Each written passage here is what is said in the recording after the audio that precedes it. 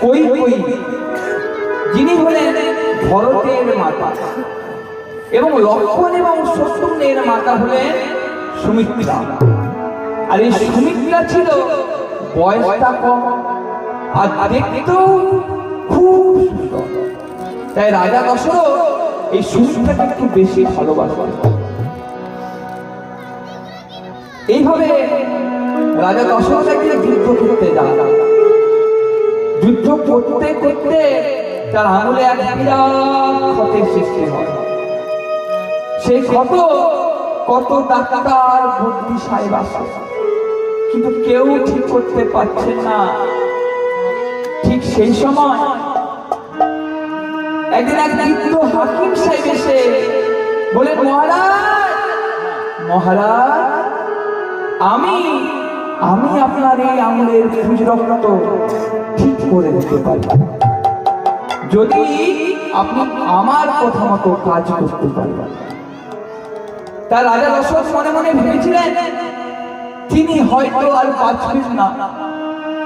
যেই না খবর পেয়েছে যে উপায় আছে, তো বলতে লাগলেন, হাকিম সাহেব বলুন কি করলে আমি সুস্থ হয়ে উঠব। মহারাজ, আপনার ওই 3 জন স্ত্রী রয়েছে না, ওই 3 জন স্ত্রীর মধ্যে আপনার এই আঙুলের পুঁজ রক্ত যদি কেউ মুখে করে টেনে টেনে চুষে বার করে দিতে পারে, তাহলে আপনি একদিন ঠিক সুস্থ হবেন। রাজা দশরথ মনে মনে আজ অতিরিক্ত আনন্দিত। কেন জানেন? কারণ রাজা জানেন তার স্ত্রীরা তাকে খুব ভালোবাসে। তাই রাজা দশরথ আজ মনের আনন্দে ছুটতে ছুটতে ছুটতে উপনীত হলো কোথায়? উপনীত হলো তার বড় স্ত্রী কৌশল্যার কাছে। কৌশল্যার কাছে গিয়ে বলো, কৌশল্যা, তুমি শুনেছ কৌশল্যা হাকিম সাহেব কি বলেছে? হাকিম সাহেব বলেছে তোমাদের মধ্যে কেউ যদি আমার আঙুলের এই পুঁজ রক্ত মুখে করে টেনে টেনে চুষে বার করে দিতে পারো, তাহলে আমি খুব তাড়াতাড়ি সুস্থ হয়ে উঠব। কৌশল্যা, তুমি পারবে কাজ করতে? যেই না এই কথা বলেছে রাজা দশরথ, কৌশল্যা চুপটি করে দাঁড়িয়ে আছে। কি গো কৌশল্যা, তুমি পারবে কাজ করতে? স্বামী, তুমি আমার পতি, তুমি আমার গতি, তুমি আছো তাই আমি আছি। কিন্তু এই জঘন্য কাজ তো আমি মুক্তি করতে পারবো না, আমি পারবো না। এই কথা শুনে রাজা দশরথ চমকে উঠল। যাকে সব থেকে বেশি বিশ্বাস করতে সেই কৌশল্যা তার কথায় রাজি হলো না। মনে মনে ভাবলে, তাহলে একবার সুমিত্রাকে বলে দেখি। আর সুমিত্রার কাছে ছুটতে ছুটতে গিয়ে বলল, সুমিত্রা, তুই শুনেছ? সুমিত্রা, তুই শুনেছ হাকিম সাহেব কি বলেছে? তুমি পারবে সুমিত্রা হাকিম সাহেবের কথা মতো আমাকে সুস্থ করে তুলতে?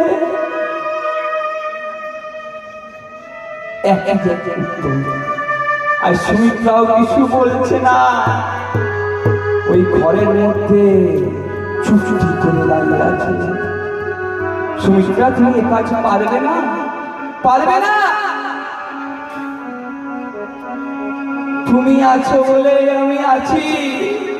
স্বামী, তোমার জন্য আমি আমার জীবনটা দিতে রাজি আছি স্বামী, কিন্তু ছি স্বামী, এই জঘন্য কাজ আমি যে মুক্তি করতে পারবো না।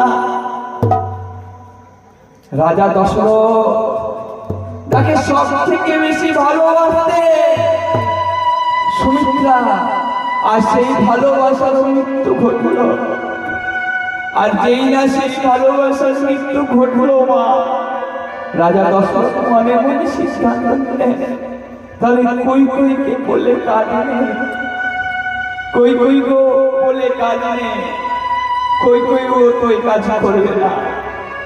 তাই মনে মনে ভাবলে তাকে হয়তো খুব তাড়াতাড়ি ওই ভগবানের কাছে চলে যেতে হবে। কিন্তু মা, এই কৈকেয়ী তাকে সব থেকে কুটিল এবং খারাপ চরিত্র হিসাবে দেখা হয় রামায়ণে। এই কৈকেয়ী খারাপ ছিল না, খারাপ হয়ে গেছিল কুসঙ্গে পড়ে। কথায় আছে আমার, সৎসঙ্গে স্বর্গবাস আর অসৎসঙ্গে পদে পদে সর্বনাশ। কৈকেয়ীর এক দাসী ছিল, যার নাম ছিল মন্থরা। আর এই মন্থরা কুমন্ত্রণায় কৈকেয়ী খারাপ হয়ে গেছিল। জানে না সেদিন কৈকেয়ী রাজা দশরথকে গিয়ে কি বলেছে জানেন বাবা? স্বামী, তুমি ওদেরকে বললে, এই অভাগিনীটাকে একটি বারের জন্য বললে না। আমি কি অপরাধ করেছি?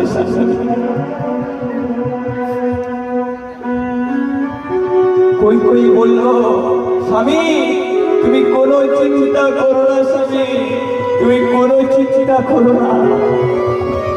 আমি আজ থেকে প্রত্যেক দিন তোমার আঙুলের এই পুঁজি রক্ত মুখে করে টেনে টেনে বার করে তোমাকে ঠিক সুস্থ করে দেব।